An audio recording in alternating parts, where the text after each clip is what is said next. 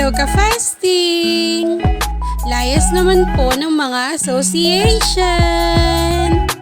So for today's video po ay kasama ko ang aming Alaska at si Shadow. Ang cute po nilang tignan, no? Marunong silang sumakay sa motor. Yan, nakaupo pa yung Alaska ko. Si Shadow naman po ay nandun sa tangke, sa tabi ng aking fudangdang. Yan po ang paborito niyang pwesto. So ngayon po kasing araw ay balik nila sa vet. Ang cute naman talaga, nandila pa. Balik po nila sa vet, pero yung record po talaga namin ay sa Quezon, no? Sa Quezon Province. Pero dito na po kami nagpalipat sa Pangasinan. Dahil kailangan po yan, yearly silang binabalik sa vet. So ngayon po kasi may free na shots po sila ng anti-rabies. So sinama na rin po namin si Vibo at Coco, yung mga pet po ng ate ko na cats. So yan, nandyan din po sila. Diba? Cute din.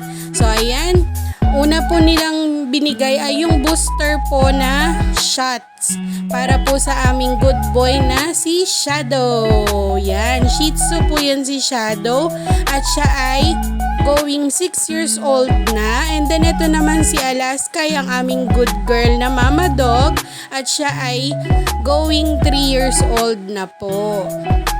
So yan, mababait po yung mga doggies namin and talaga namang behave sila.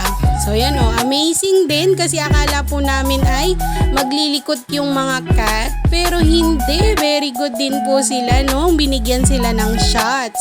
So yan po ang ganap namin last time nung nagpunta kami sa mga Tarem. So yan po, mga Tarem Bayan. So yan po yung kanilang parking doon, or park, Dahil yan, bumili po kami ng gamot ni Papa sa, alam nyo na, sa laging bago.